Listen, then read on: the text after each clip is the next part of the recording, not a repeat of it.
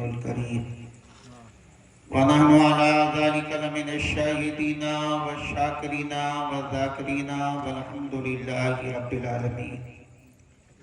آئیے ہمارا مل کر سب سے پہلے گنبد خضرا کی جانب لو لگا کر بھیک دینے والے آقا و داتا و ماوا و ملجا احمد مصطفیٰ مدنی تاجدار محمد مصطفیٰ صلی اللہ تعالی علیہ وآلہ وسلم کی بارگاہ میں درود پاک کی ڈالی محبت کی تھالی میں سجا کر پیش کرے اور بلند آواز سے پڑھے اللہم صلی علی سیدنا و مولانا محمدین بارک وسلم صلاۃ و سلام علیک یا رسول اللہ صلی اللہ تعالی علیہ وسلم۔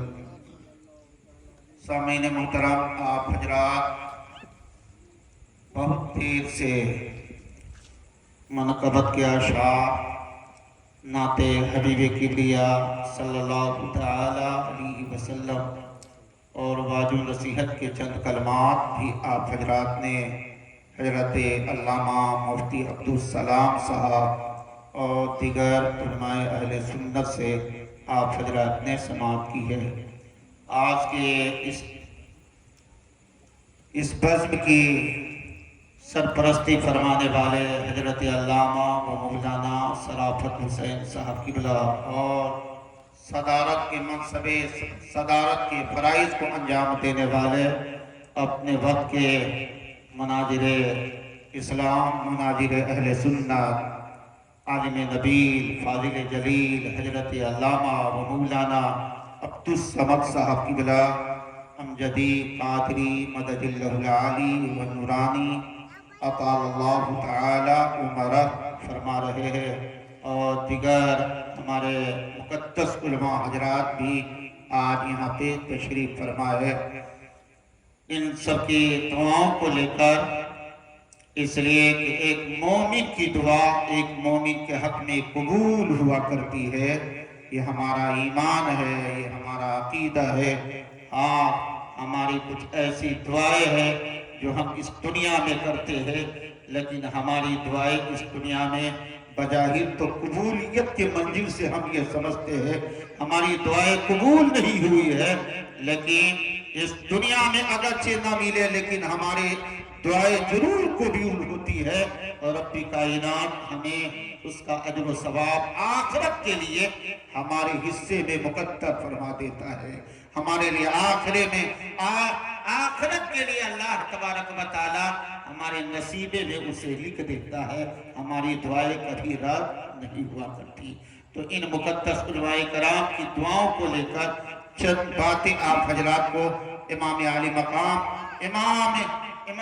مقام نواسہ مصطفیٰ حضرت امام حسین رضی اللہ تعالی عنہ کی یاد میں اور ان کی سیرت طیبہ کی جھلک دکھاؤں گا کہ یہ ایک مرتبہ بلند آواز سے اور بھی درود پاک پڑھ لے اللہم صلی علی سیدنا و مولانا محمد بارک وسلم صلاۃ و سلام علیک یا رسول اللہ صلی اللہ تعالی علیہ وسلم۔ حضرات، یوں تو آئے دین ہمارا تقریر سماعت کرتے ہیں، ہم غوث پاک کا جلسہ کرتے ہیں، گیارہویں شریف کا جلسہ کرتے ہیں، اعلیٰ حضرت کا جلسہ کرتے ہیں، بزرگان دین کا جلسہ مناتے ہیں، لیکن اس شان کے ساتھ پوری دنیا میں حسین پاک کی یاد منائے جاتے ہیں۔ اس طریقے سے امام حسین کے نام کا لوگ چرچا کرتے ہیں۔ دنیا میں بہت زیادہ بے شمار شہداء ہوئے، لیکن ان کا تذکرہ جس شان سے نہیں کیا جاتا جس شان سے حسین پاک کا تذکرہ کیا جاتا ہے۔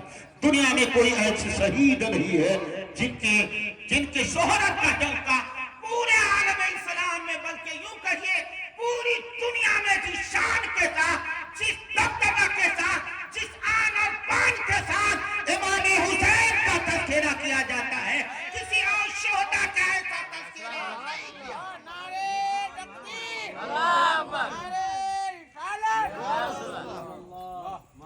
کیوں؟ امام عالی مقام صرف امام نہیں بلکہ ہمارے ایمان ہے۔ امام عالی مقام صرف ایک مقتدی کا نام نہیں، امام عالی مقام دین کا نام ہے۔ اسی لیے تو کہتے ہیں دین ہست حسین، دین پناہ ہست حسین، سردار ندار دست در دست یزید، حقا کی بنائی لا الہ ہست حسین۔ یعنی امام عالی مقام دین بھی ہے، دین کی پناہ بھی ہے، اور یہی نہیں بلکہ دین کا دار و مدار اگر کسی کے اوپر ہے تو امام حسین کی محبت ہے۔ لا الہ الا اللہ کا اصل اگر بنیاد اور مقصد ہے تو کوئی اور نہیں ہے، امام عالی مقام کی ذات ہے، امام حسین کی ذات ہے۔ اب میں آپ کو تاریخ کے آئینے میں لے چلتا ہوں۔ آپ تو یہ جانتے ہیں کہ آقا علیہ الصلوۃ والتسلیم کی حیات طیبہ کے بعد سب سے پہلے حضرت ابو بکر صدیق رضی اللہ تعالیٰ عنہ خلیفہ اول ہوئے، مسلمانوں کے خلیفہ ہوئے، جسے یارغار مصطفیٰ ہونے کا شرف حاصل ہے، جسے صدیق اکبر کے لقب سے ہم اور آپ جانتے ہیں، جسے اسلام کے پہلے خلیفہ کو نام سے جانتے ہیں، جس نے اپنے دور میں نبی پاک کے بعد اور نبی ہونے کا بہت سارے لوگوں نے جب اعلان کیا، اسی میں مسیلمہ کا جاب ہے، طلحہ وغیرہ ہے، نہ جانے کیسے کیسے لوگ ہیں، ان کے ناپاک اگر دعوتوں کو رد فرمانے والے ہیں، جو نبی کی طرح نبوت کا دعویٰ کرنے والے تھے، اور باطل نبوت کے دعویٰ کو اگر رد کرنے والے کوئی ہے، اسلام کی عظمت کو بچانے والے ہیں، نبی کا اگر کوئی شانی ہے اور نبیوں کے بعد اگر کسی کی ذات اعلیٰ ہے، افضل الرسول ہے، افضل الانبیاء ہے، تو حضرت صدیق اکبر رضی اللہ تعالیٰ عنہ ہے۔ حضرت صدیق اکبر کے بعد حضرت علی، حضرت عمر رضی اللہ تعالیٰ عنہ کی ذات ہے، جسے آپ خلیفہ ثانی کہتے ہیں۔ کون عمر ہے جن کے بارے میں آقا فرماتے ہیں کہ عمر جس راستے سے گزر جائے اور جس راستے سے عمر گزرتا ہے شیطان راستہ چھوڑ کر کے بھاگ جاتا ہے، عمر کو دیکھ کر شیطان بھاگتا ہے۔ یہ حضرت عمر کی رضی اللہ تعالیٰ عنہ کی ذات ہے۔ بلکہ انگریزوں نے یہ کہا تھا اگر عمر کی طرح ایک اور بھی عمر ہوتے تو پوری دنیا میں اسلام کے علاوہ، مذہب اسلام کے علاوہ، دین اسلام کے علاوہ کوئی دین نہیں ہوتا۔ جتنے فروغ حضرت عمر کے زمانے میں اسلام میں ہوا، اسلام کا فروغ ہوا، کسی اور خلیفہ کے زمانے میں اسلام نے وہ شان، اسلام نے وہ شوکت نہ پایا جو حضرت عمر کے دور میں اسلام اس تیزی کے ساتھ بڑھا کہ پوری دنیا کے بلکہ دنیا کے آدھے حصے میں حضرت عمر رضی اللہ تعالیٰ عنہ کی خلافت ہوئی، اسلام تیزی سے بڑھا۔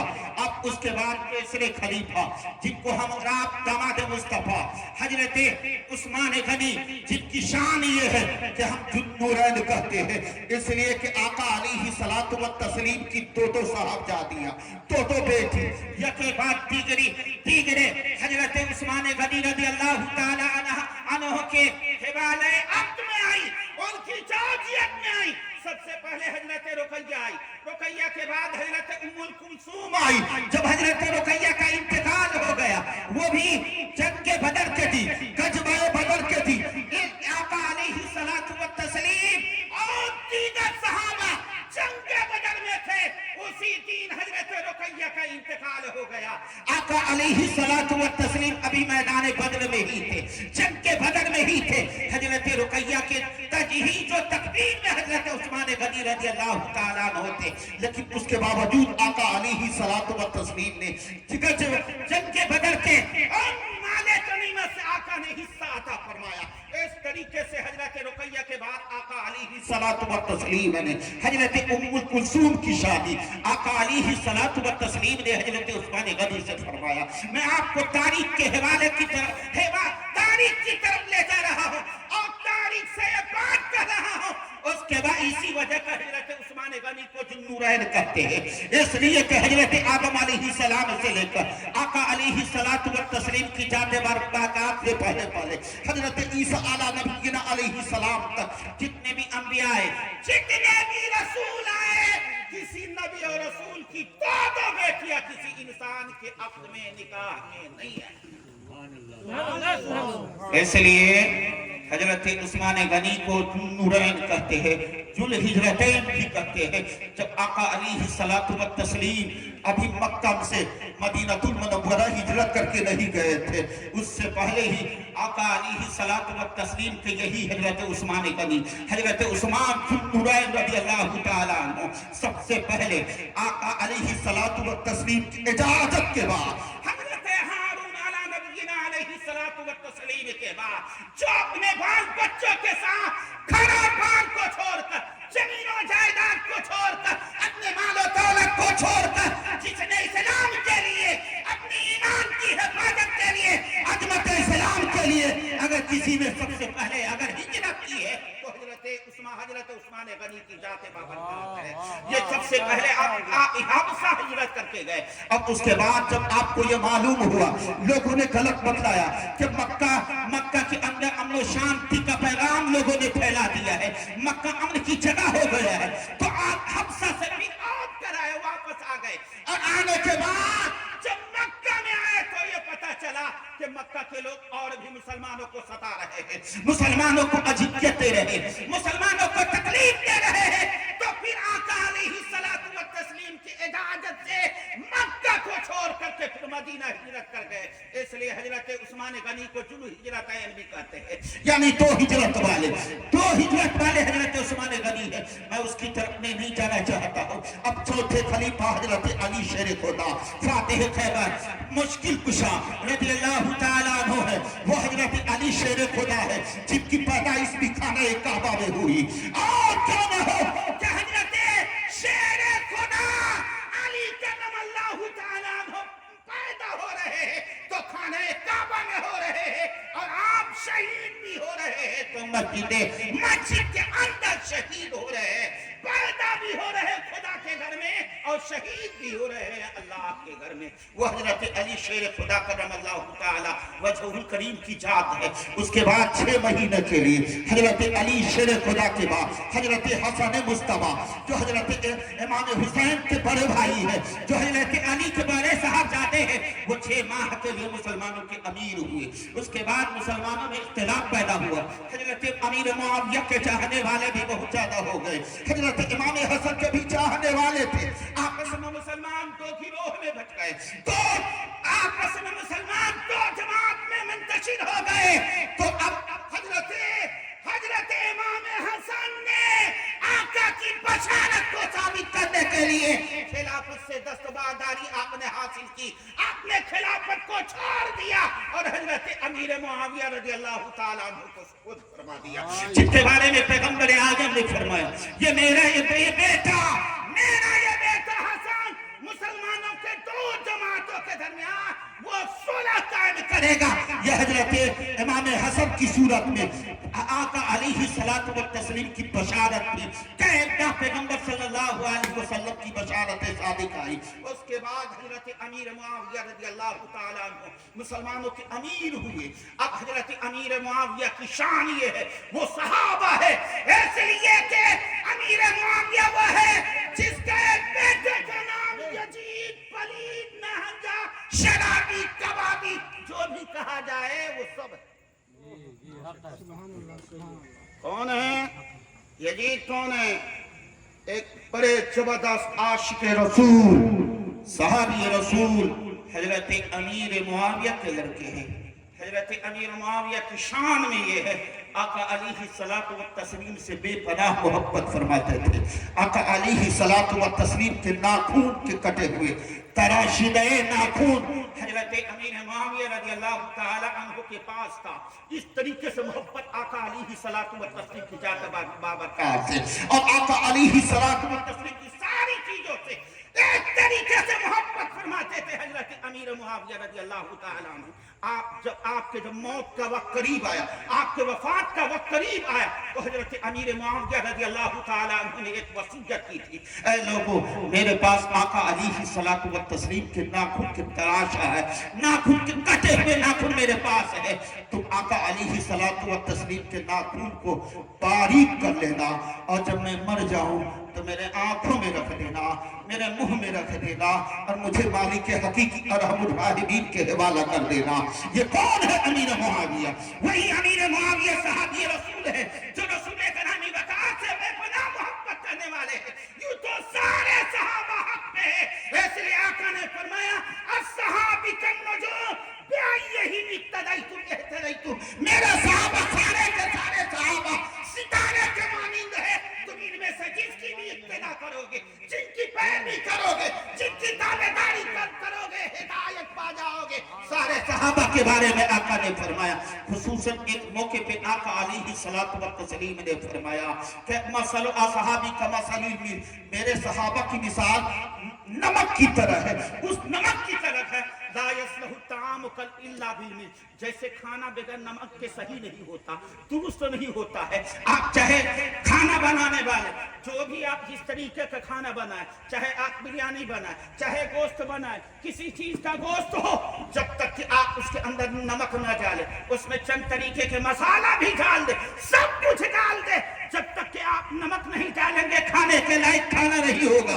اسی طریقے سے آقا نے فرمایا دین کے لیے صحابہ ایسے ہے جیسے کھانے کے لیے نمک ہے، نمک کھانے کے بغیر صحیح نہیں ہوتا، ایسے ہی دین بغیر صحابہ کی محبت کے، بغیر صحابہ کے عقیدے کے دین بھی درست نہیں ہوتا ہے۔ اس لیے ہمارا عقیدہ یہی ہے، اہل سنت والجماعت کا عقیدہ یہ ہے، سارے صحابہ حق میں تھے، سارے صحابہ آقا علیہ الصلوۃ والتسلیم کی محبت کے وہ موجدد تھے، آقا علیہ الصلوۃ والتسلیم سے محبت کرنے والے تھے۔ لیکن اب میں آپ کو بتلاتا ہوں حضرت امیر معاویہ کے بعد، حضرت امیر معاویہ کے بعد حضرت مغیرہ ابن شعبہ، جن کے اہل علم جانتے ہیں کہ جن کے مشورے سے حضرت امیر معاویہ نے اپنے بیٹے یزید کو اپنی حکومت سپرد کی۔ ایک سوال پیدا ہوتا ہے، اتنے بڑے عاشق رسول، صحابی رسول، محب رسول ہو کر مسلمانوں کے دستور کے خلاف، مسلمانوں کے قانون کے خلاف، اسلام کے آئین کے خلاف حضرت امیر معاویہ نے ایسا کیوں کیا؟ تو بس صرف علماء نے اتنی بات لکھا ہے کہ حضرت امیر معاویہ سے خطائے اجتہادی ہوئی، اور خطائے اجتہادی کی بنیاد پہ جب مجتہدین سے کوئی خطا ہو جائے تو اسے بھی ایک ثواب ملتا ہے۔ اس میں خطائے اجتہادی پہ حضرت امیر معاویہ رضی اللہ تعالیٰ عنہ ہے۔ اس کے علاوہ اور بھی کچھ بات کہنا اہل سنت والجماعت کے نزدیک حضرت امیر معاویہ کی شان کی تنقیح کرنا اور ان کی شان کو گھٹانا جائز نہیں۔ نعرے تکبیر، نعرے رسالت، فیضان صحابہ کرام، فیضان امیر معاویہ، نعرے تکبیر، نعرے جب رسالت۔ اتنی بات آپ سمجھ گئے، امیر معاویہ کا لڑکا ناہنجا، شرابی، کبابی، یہ یزید پلید جسے ناپاک کہتے ہیں، شریعت کے قانون کو توڑنے والا، شریعت کے حکموں کو برباد کرنے والا، خود فاسق شراب اعلانیت پینے والا اور نماز کو ترک کرنے والا تارک صلاۃ تھا۔ ایک طرف یزید، دوسرے طرف امام حسین۔ حسین کون ہے؟ حسین جن کی نامی حضرت خدیجۃ الکبریٰ ہے، آقا کی سب سے پہلے حبال عقل میں آنے والی، اسلام کی جس نے سب سے زیادہ خدمت کی وہ حضرت خدیجۃ الکبریٰ ہے، جن کے بارے میں ہے وَوَجَدَكَ عَائِلًا فَأَغْنَىٰ، اے میرے محبوب ہم نے آپ کو محتاج پایا، فَأَغْنَىٰ، تو ہم نے آپ کو بے نیاز کر دیا۔ किन के बारे में है? हजरत खदीजतुल कुबरा के बारे में है कि रब्बी कायनात ने हजरत खदीजा के माल के सदके में आका अलैहिस्सलातु व तस्लीम को मालदार फरमा दिया। मुफस्सिरीन ने ये तफसीर की है। अब मैं आपको बतलाता हूँ, नानी हजरत खदीजतुल कुबरा और नाना मुस्तफा करीम सारे नबियों के सरदार इमामुल अंबिया वल मुरसलीन हम सब के आका मोहम्मद रसूलुल्लाह सल्लल्लाहु अलैहि वसल्लम और बाप हजरत अली शेर खुदा फातिह खैबर मुश्किल कुशा करमल्लाहु ताला वजहुल करीम है।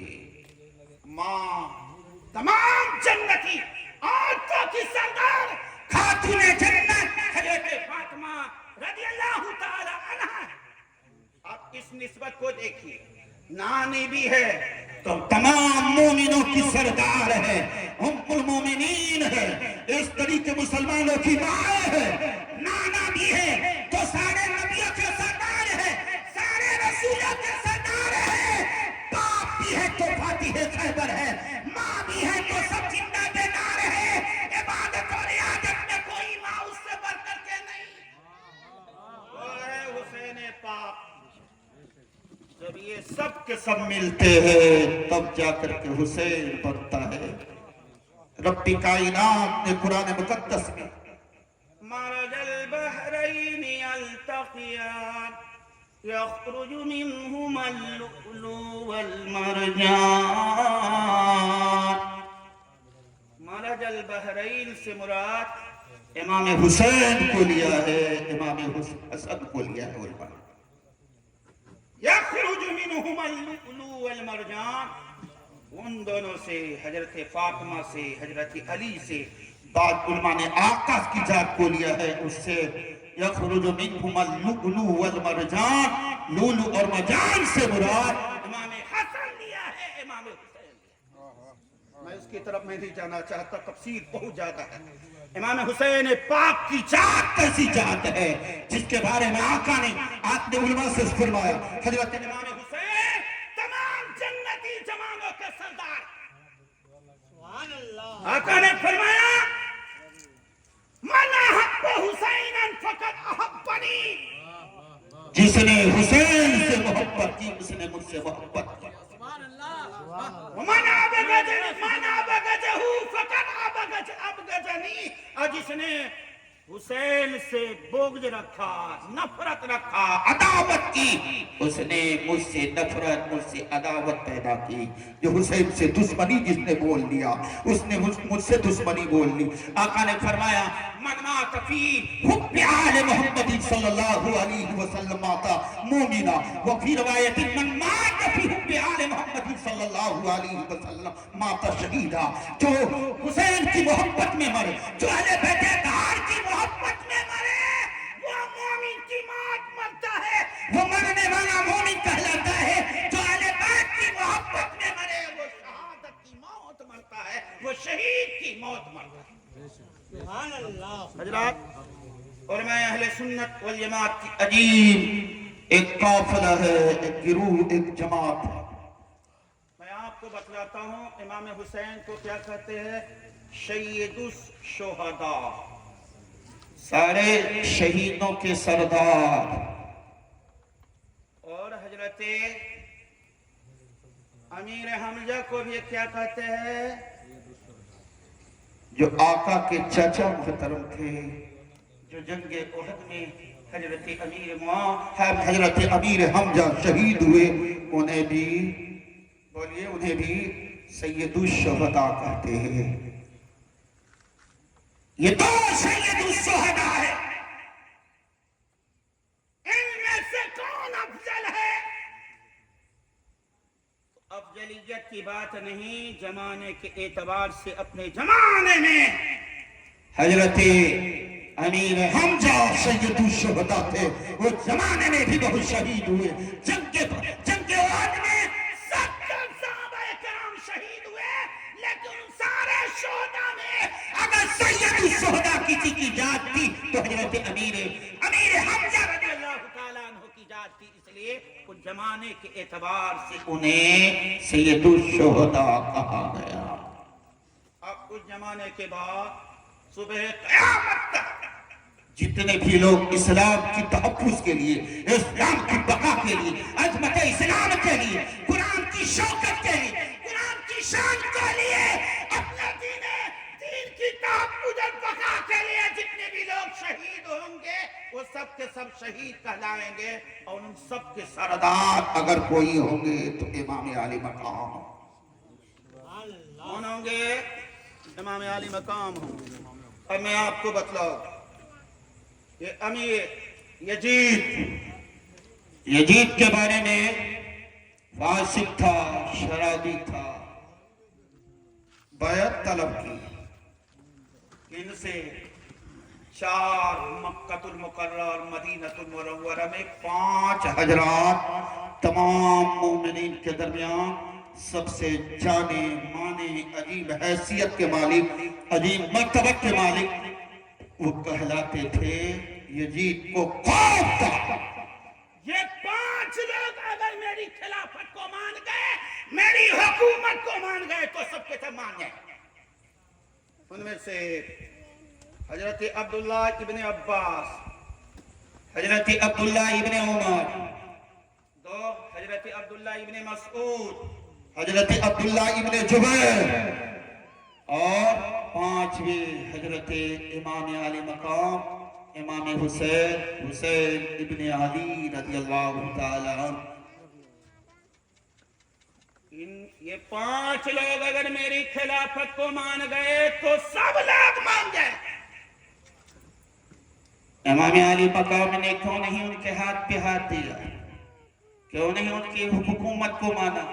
کیوں نہیں ان کی حکومت کو تسلیم آپ نے کیوں نہیں کر لی؟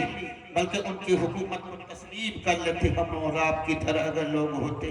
صرف یہی نہ، وہ شرابی تھا، شراب کھلے عام پیتا تھا، زانی تھا، کھلے عام زنا کرتا تھا، وہ فاسق و فاجر تھا، اسلام کے قانون کو مٹا رہا تھا، عظمت اسلام کو کا سراج بکھیر رہا تھا، اسلام کو مٹانا چاہ رہا تھا، اور اپنے انداز میں دین اسلام کو ڈھالنا چاہ رہا تھا۔ اس لیے امام پاک نے ان کی بیعت نہ کی۔ اے مسلمانوں، ہم حسینی کہلاتے ہیں، حسین کے ماننے والے کو حسینی کہتے ہیں، ہم اور آپ حسینی کہلاتے ہیں۔ امام پاک نے جو نہیں بیعت کی، ایک شرابی کی۔ ہم تاجیہ بناتے ہیں، ہم اس میں کہیں کہیں تاجیہ بناتے ہیں، کھیلتے ہیں، بہت سارے کھیلنے والے ہمارے نوجوان ہوتے ہیں جو شراب پی کر کے جاتے ہیں۔ یہی حسینی کردار ہے۔ کیا حسین پاک نے اسی کی ہمیں دعوت دی ہے؟ نہیں، بلکہ پیغمبر اعظم نیر اعظم مصطفیٰ کریم نے فرمایا من شرب الخمر فی الدنیا اتشتہ یوم القیامت عطشا شدیدا۔ آقا نے فرمایا جو دنیا میں شراب پیے گا، کل قیامت کے دن میں اس سے سخت پیاسا کر دوں گا۔ ایک اور حدیث میں آقا نے فرمایا جو انسان دنیا میں شراب پیے گا، کل قیامت کے دن ربی کائنات شراب طہور سے نہیں عطا فرمائے گا، شراب طہور سے اسے حصہ نہ دیا جائے گا، شراب طہور سے اسے نہیں پلایا جائے گا۔ ایسا شراب طہور جنت میں ایک جنتی انسان کو دیا جائے گا کہ جب وہ پی لے گے تو پیاس کبھی لگے گی نہیں، ہمیشہ کے لیے پیاس ختم ہو جائے گی۔ ایسے شراب طہور جنتی کو دیا جائے گا۔ مسلمانوں، ہم حسین کے ماننے والے ہیں، ہم شراب پیتے ہیں، شراب کی لعنت جس کے بارے میں رب نے بھی قرآن میں فرمایا ان الخمر والمیسر والازلام رجس من عمل الشیطان۔ یہ جوا، یہ شراب، یہ ناپاک ہے، شیطانی عمل سے ہے، شیطانی کام سے ہے۔ اس پتہ کیا چلا؟ جوا کھیلنا یہ شیطان کا کام ہے، شراب پینا یہ شیطان کا کام ہے، یہ ناپاکی شیطان کی طرف سے ہے۔ ناپاک رہنا مسلمانوں کو یہ شیطانی فعل ہے، اور یہی نہیں رجس من عمل الشیطان، یہ شیطانی کام ہے شراب پینا، شیطانی کام ہے جوا کھیلنا۔ اے مسلمانوں، شیطانی کام کو چھوڑ دو، اس لیے کہ شیطان ان الشیطان للانسان भी शैतान इंसान का खुला दुश्मन है। जब तुम्हारा खुला दुश्मन है, एक अपने मुसलमान भाई से कोई दुश्मनी हो जाती है तो आप बात नहीं करते हो। मामूली चीज से अगर किसी को नफरत हो जाती है तो आप उनके करीब जाना नहीं पसंद करते। जिनके बारे में रब्बी कायनात ने फरमाया कि खुला तुम्हारा शैतान है, तो शैतान के चक्कर में खो जाते हो क्योंकि शराब पीते हो और शराब के नशे में आपस में एक दूसरे मुसलमान को सताते हो। शराब पीना छोड़ दो, ये हुसैनी आवाज है, ये इस्लाम की आवाज है, ये मसला के अहले सुन्नत की आवाज है और यही दीन की भी आवाज है। यजीद की बैत के बारे में हजरत मुगीरा इब्न शोबा एक सहाबी रसूल है।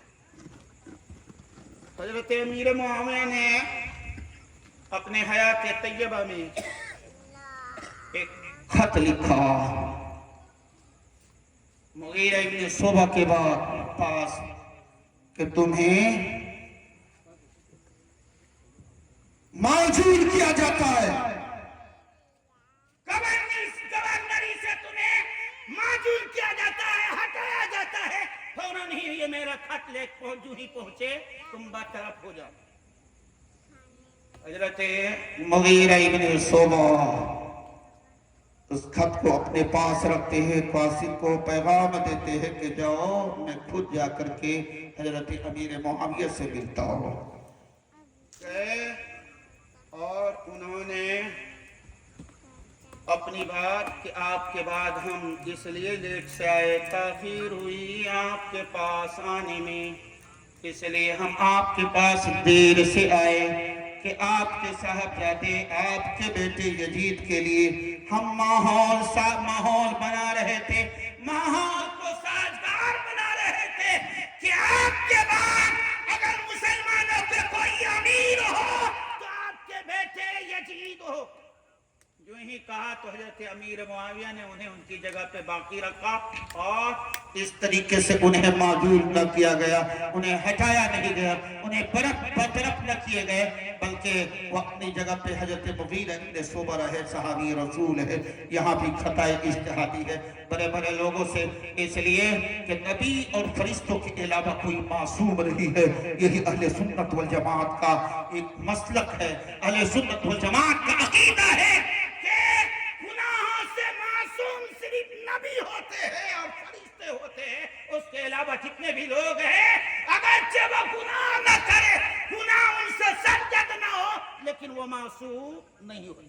चाहे गौस हो, कुतुब हो, अब्दाल हो, वली हो, औताद हो, सब के सब अगरचे गुनाहों से हजारों कोस दूर रहते हैं, लेकिन मासूम आप इन्हें नहीं कर सकते। मासूम सिर्फ अंबिया कराम होते हैं और फरिश्ते मासूम है। मैं आपको बतलाना चाहता हूँ। उसके बाद खिलाफत, जब खिलाफत यहाँ से खत्म, अब हुक्मरानी आई और मुसलमानों में दस्तूर क्या था, हजरत अबू बकर सिद्दीक जब मुसलमानों के खलीफा हुए तो मुसलमानों के मशवरा से हुए, सारे सहाबा के मशवरे से हुए बाद उनकी खिलाफत का अमर तय पाया। वो खलीफा मुसलमानों के आपस में मशवरा से, आपस की मुशावरत से बने। हजरत उमर की भी यही सूरत है, यही हालात है, जिंदगी बतलाती है कि मुसलमानों के मशवरे से हजरत उमर रज़ी अल्लाह तआला अन्हु मुसलमानों के खलीफा हुए। और इसी तरीके से हजरत उस्मान गनी, हजरत अली भी मुसलमानों के मशवरे से मुसलमानों के अमीर हुए। इसलिए इन्हें खुलफाए सलाह, खुलफाए अरबा कहते हैं। और उसके बाद 6 महीने के लिए इमाम अली मकाम के बड़े भाई इमाम हसन बने। उसके बाद ये खिलाफत खत्म और हुकूमत का दौर शुरू। उलमा ने हजरत अमीर मुआविया की भी खिलाफत को खिलाफत नहीं कहा है बल्कि हुक्मरानी कहा है, बादशाहत बतलाया। खिलाफत जिसके बारे में आका की हदीस है कि मेरी खिलाफत तेरी सिर्फ 30 साल तक है। और आका की इस हदीस से हजरत हसन इमाम हुसैन के बड़े भाई है, उन्हीं तक के खिलाफत का वो जमाना, खिलाफत का वो दौर 30 साल का अजीम अरसा हजरत हसन पे खत्म हो जाता है। इसलिए उलमा ने अपनी وہ خلافت نہیں بلکہ وہ حکومت کی بادشاہت تھی، خلافت کا بلاخر حضرت امیر معاویہ تک تو مسلمانوں کے مشورے سے اگرچہ آپس میں بٹ گئے، آدھا حضرت امام حسن کی طرف، آدھے حضرت امیر معاویہ کی طرف، اتفاق رائے حضرت امام حسن نے اپنے عہدے سے دستبرداری حاصل کی، اپنا عہدہ چھوڑ دیا، حضرت امیر معاویہ کو سپرد فرمایا، لیکن سارے مسلمانوں کا اس پہ اتفاق نہیں تھا، اس لیے اس حکومت کو خلافت نہیں کرتے ہیں۔ اب اس کے بعد امیر معاویہ ہوئے تو یہ کسی صحابہ کی مشورے سے نہیں بلکہ باپ کے حکومت کے یہ وارث ہوئے، اور اس طریقے سے یہ بادشاہ بن گئے بغیر مسلمانوں کے مشورہ سے۔ یہ سب سے پہلے جو اسلام میں آمریت کا اور شخصیت پرستی کا اگر کہیں سے نکلا ہے، شخصیت پرستی اگر کہیں سے ابھرا ہے تو یہیں سے یزیدی کے زمانے سے شخصیت پرستی کا ایک وہ نمونہ فتنہ اور فساد پر پیدا ہوا ہے۔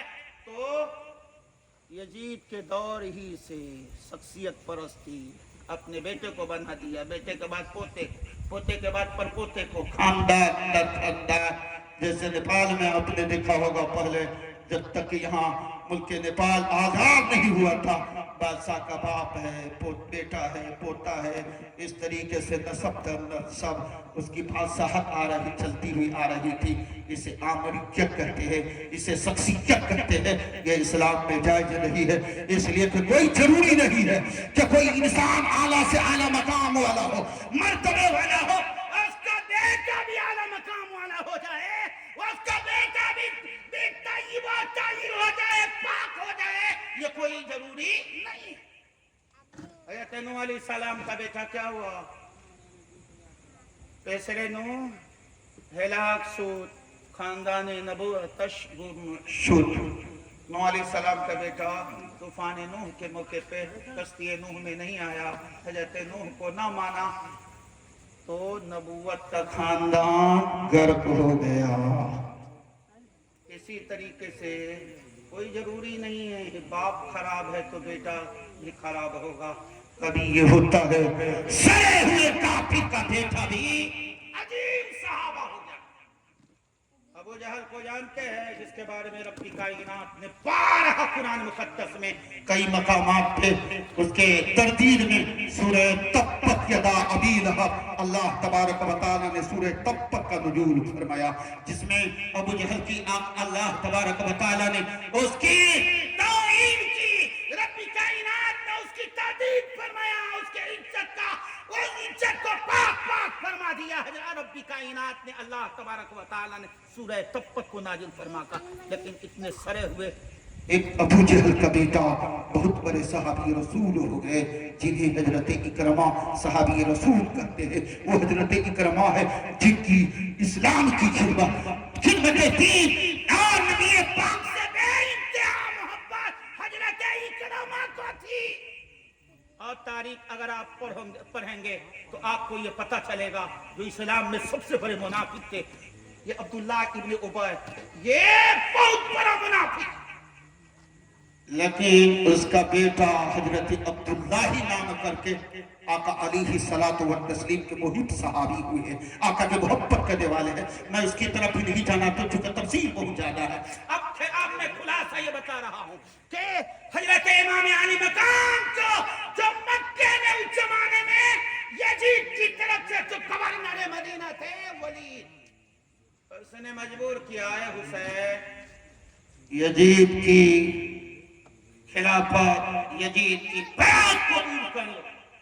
امام علی مقام نے سوچا کہ اگر میں ایک شرابی کے ہاتھ پہ ہاتھ دے دیتا ہوں تو لوگ کے درمیان یہ دستور بن جائے گا کہ جب نبی کے نواسے نے ایک شرابی کی شرابی کو دیکھتے ہوئے ان کی بیعت کی ہے، ان کے ہاتھ پہ ہاتھ دھا دیا ہے، ان کے ساتھ ہاتھ پہ ہاتھ رکھ دیا ہے، ان کے ہاتھ پہ ہاتھ رکھ کر کے بیعت کی ہے، تو ہم بھی شرابی کی بات مانیں گے۔ اس لیے امام حسین نے ان کی بیعت نہ کی، مجبور کیا گیا۔ تو امام علی مقام امام حسین نے مکہ کو کیوں چھوڑا؟ اسی لیے تو چھوڑا کہ مدینہ المنورہ میں رہیں گے تو آقا علیہ الصلوۃ والتسلیم کی حرم مقدس مدینہ المنورہ میں خون بہے گا، آپس میں مسلمان لڑ پڑیں گے، اور میرا آقا کی ایک حدیث سے میں ڈرتا ہوں۔ آقا نے فرمایا ایک ایسا انسان ایک میٹا ذبح کیا جائے گا جو مکے کی حرمت کو اور مدینے کی حرمت کو پامال کرے گا۔ حضرت امام حسین جان رہے تھے کہ کہیں میں وہ میٹا وہی تو نہ ہوں، اس لیے حضرت امام حسین مدینہ چھوڑ کر کے مکہ آ گئے۔ مکہ میں بھی جب سعید ابن زید تھے وہ مکہ کے گورنر، اس نے بھی مجبور کیا تو مکہ کو چھوڑ کر کے آپ چلے گئے اس کی طرف، کوفہ کی طرف چلے گئے۔ خلاصہ کلام جہاں جہاں آپ نے یہ دیکھا اسلام کو مٹانے والے میرے در پہ پڑے ہوئے ہیں، میرے پیچھے پڑے ہوئے ہیں، تو امام علی مقام نے سب کو چھوڑا اور اسلام کی تحفظ کے لیے اپنے وطن کو چھوڑ کر کے اور حرمین طیبین کو چھوڑ کر کے مکہ اور مدینہ کو چھوڑ کر کے ایک کربلا کی سرزمین عراق میں گئے اسلام کی تحفظ کے لیے۔ وہاں کے لوگوں نے بارہا سنے ہوں گے، بہت زیادہ بے شمار خط لکھا، اے حسین یہاں پہ آ جائیے، ہم یزید کی حکمرانی کو تسلیم نہیں کرتے ہیں، اس لیے اے حسین ہم آپ کو امام مانتے ہیں، ہم آپ کے باپ کے شیعہ ہیں۔ حضرت علی شیر خدا کی شان یہ ہے کہ جب حضرت علی شیر خدا جب مکہ المکرمہ میں آقا علیہ الصلوۃ مدینہ المنورہ میں آقا علیہ الصلوۃ والتسلیم کے چوتھے خلیفہ ہوئے تو شیعہ نے علی محبان علی چونکہ عراق میں بہت زیادہ تھے، اس لیے دارالاسلام مدینہ کو چھوڑ کر کے سب سے پہلے عراق کو بنانے والے حضرت علی شیر خدا ہے۔ تو عراق کے لوگوں نے کہا کہ ہم لوگ شیعان علی ہیں، ہم آپ کے باپ کے ماننے والے ہیں، آپ کے بھائی سے محبت کرنے والے ہیں، ہم علی سے محبت کرنے والے ہیں، علی کے ہر بات کو ہم مانتے ہیں، اے حسین آ جائے۔ گئے، اس سے پہلے امام مسلم کو بھیجا، ان کے ساتھ چھوٹے چھوٹے بچے تھے۔ خلاصہ کلام یہ ہے کہ وہ دونوں کے دونوں شہید ہو گئے۔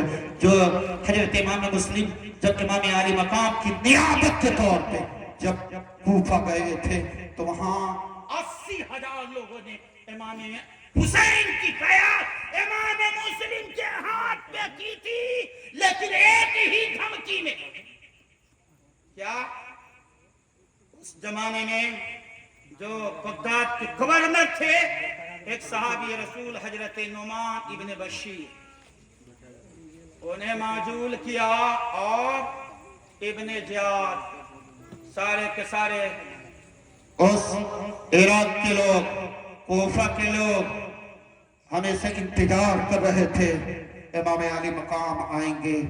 امام علی مقام کے منتظر تھے، ان کے دیدار کی آرزو رکھتے تھے۔ اس طریقے سے بھیس بدل کر حجازی لباس پہن کر کے مکاری عمرائی جاری کر کے ابن زیاد کوفے میں آیا اور اپنے چہرے پہ پردہ ڈالے ہوا تھا۔ لوگ یہ سمجھے حسین پاک آ گئے ہیں، نبی کے نواسے آ گئے ہیں، علی کے لاڈلے آ گئے ہیں، سب لوگ نعرہ لگا رہے تھے یا حسین یا حسین۔ لیکن جب گورنر ہاؤس میں پہنچا تو پردہ ہٹایا چہرے سے، دیکھا تو یزید ابن زیاد ہے، جتنے بھی محبان علی تھے، شیعان علی تھے، وہ سب کے سب شرمندہ ہوئے۔ خلاصہ یہ ہے کہ امام علی مقام نے جس امام مسلم کو بھیجا تھا وہ بھی شہید کیے گئے، اور جب دھمکی دیا ابن زیاد نے تو جو 80,000 لوگ تھے یہ اس بات کا وعدہ کر کے امام حسین کی انہوں نے امام مسلم کے ہاتھ پہ ہاتھ رکھ کر کے امام حسین کی بیعت کی تھی کہ جان دے دیں گے، لیکن امام حسین پاک کا دامن نہیں دے چھوڑیں گے، جان دے دیں گے، مال لٹا دیں گے، لیکن حسین کی محبت پہ ہم ہاتھ نہ آنے دیں گے۔ لیکن ان لوگوں نے دھمکی ملتے ہی چھوڑ۔ میں آپ کو یہ کہنا چاہتا ہوں مسلمانوں، حسین پاک کیوں گئے تھے؟ حکومت کرنے نہیں، نانا جان کی دین کو بچانے کے لیے کربلا گئے تھے۔ میں آپ کو یہ کہتا ہوں ہم میں کا کوئی انسان بیمار ہو جاتا ہے, اسے خون چڑھانے کی نوبت آتی ہے, ڈاکٹر یہ کہتے ہیں کہ ان کے بدن میں خون نہیں ہے. ڈاکٹر پہلے چیک کرتا ہے, اب مریض کے خون کو ملاتا ہے, اور جس انسان کا سے خون لینا ہے, جس انسان کا خون مریض کے جسم میں وہ صحیح طریقے سے آئے, گروپ کو ملاتے ہیں. مریض کا خون اور ایک صحت مند انسان کا خون دونوں اگر ایک ہی گروپ کا ہے تب جا کر کے مریض کے جسم میں وہ خون ڈالا جاتا ہے. لیکن اگر مریض اس طریقے کا ہے کہ مریض کو خون چاہیے تو ایسے انسان کا سے خون نہیں لیتا جس کا خون مریض کے خون سے ملتا جلتا نہ ہو, ایک گروپ کا نہ ہو, الہیدہ نوعیت کے اگر خون ہو, الگ الگ اقسام کے خون ہو, تو ایک انسان کا خون مریض کے خون میں نہیں ڈالا جاتا. اسی طریقے سے سمجھ لیجئے اسلام کو خون کی ضرورت تھی. اب اسلام کو کیسے خون کی ضرورت تھی؟ جس کے خون اسلام کے خون سے ملتا ہو, جس کے خون میں اسلام کی عظمت بھی ہو, جس کے خون میں اسلام کی پابندی بھی ہو, جس کے نسل بھی پاک ہو, جس کے نانا بھی پاک ہو, جس کی ماں بھی پاک ہو, ایسے انسان کے خون کی ضرورت تھی. اس لیے اسلام کی تحفظ کے لیے کسی اور خون کی ضرورت نہیں, امام اہل پاک کے خون کی ضرورت ہے. اور میں یہ کہنا چاہتا ہوں, حسین پاک نے اسلام کی شان اور عظمت کے لیے ایسا کہا.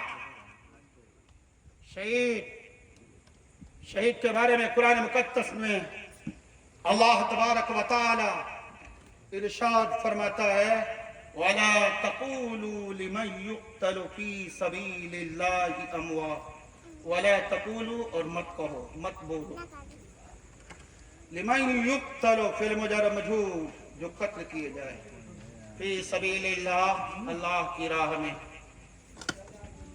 اموات, کیا مردے مت کہو, بل احیاء, بلکہ وہ زندہ ہے, وانتم لا شعورون, اے انسان تو ان کی حیات کو, ان کی زندگی کو شعور نہیں کر سکتے. ان کی زندگی کا تمہیں شعور نہیں ہے, واقفیت نہیں ہے تمہیں ان کی زندگی کا, ان کی زندگی سے تم خبردار نہیں ہو, ان کی زندگی کو نہیں جان سکتے. وہ کیسے زندہ ہے, یہ رب نے فرمایا ہے کہ وہ زندہ ہے تو زندہ.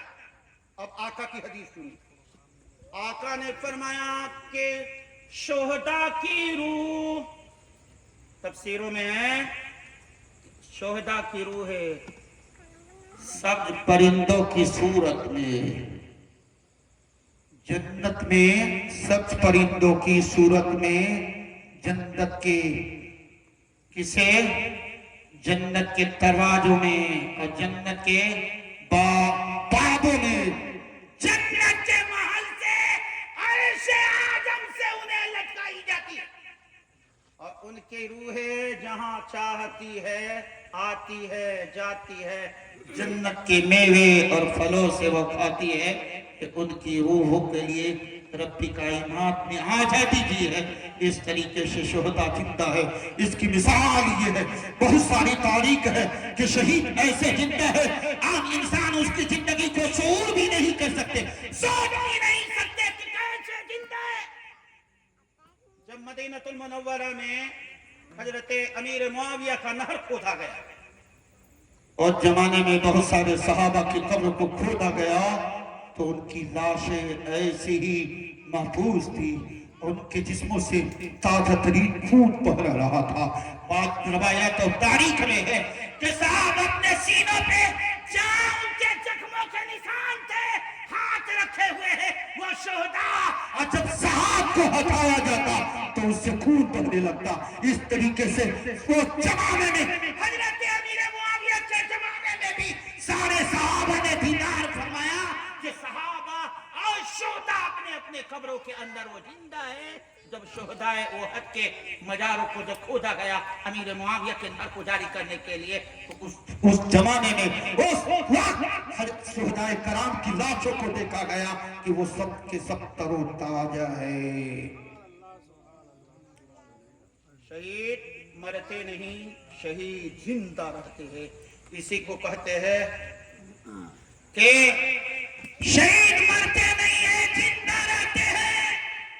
ایک جگہ ربی کائنات فرما رہا ہے وَلَا تَحْسَبَنَّ، مت گمان بھی مت کرو، یہ نہیں سوچنے پہ بھی اللہ پابندی لگا رہا ہے، خیالات پہ بھی پابندی لگا رہا ہے، سوچو بھی مت کہ وہ مردہ ہے، بلکہ وہ زندہ ہے۔ کیا پتہ چلا؟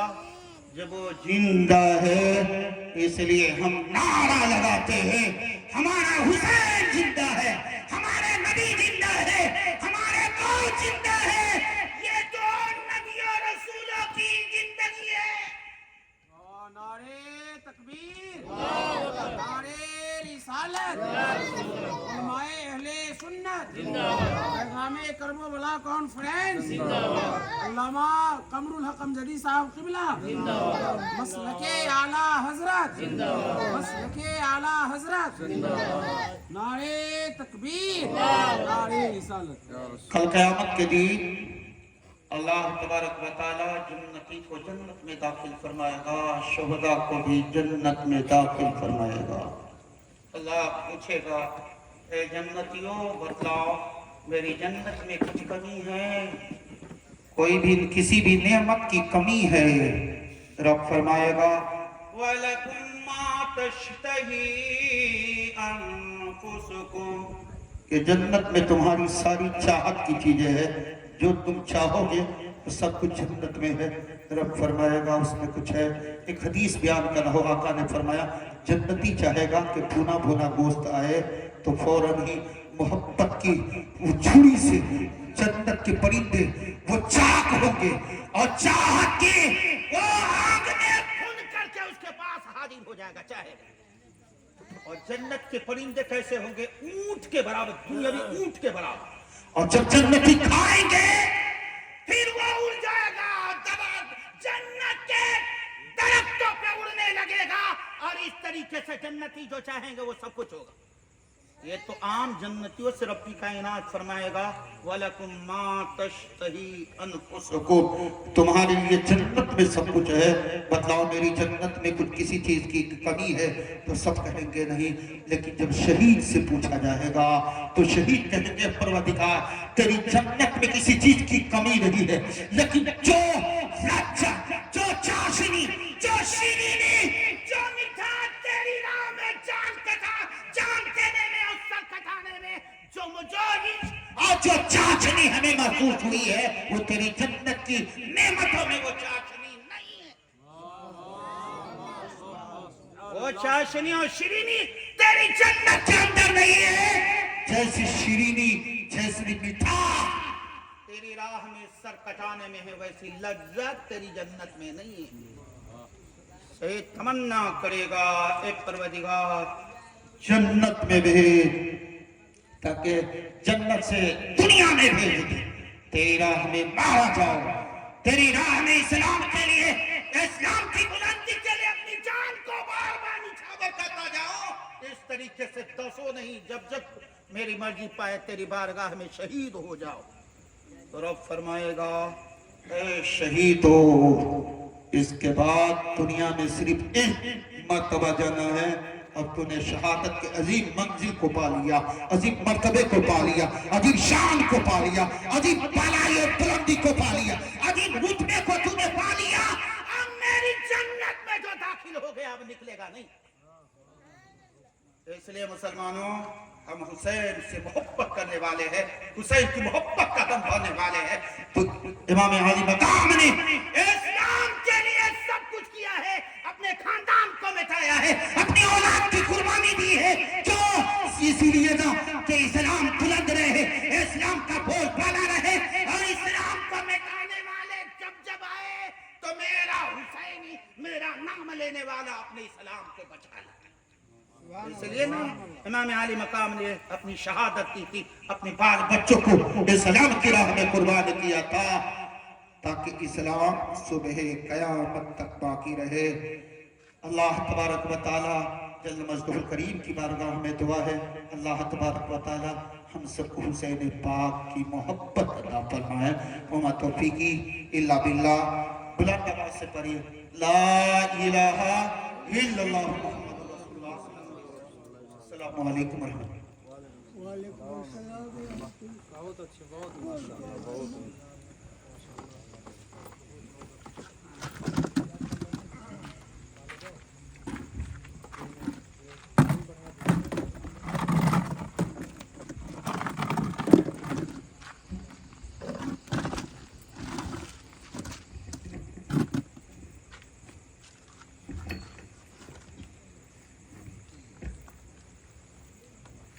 جیسا میرا شبیر ویسا کون کرے گا۔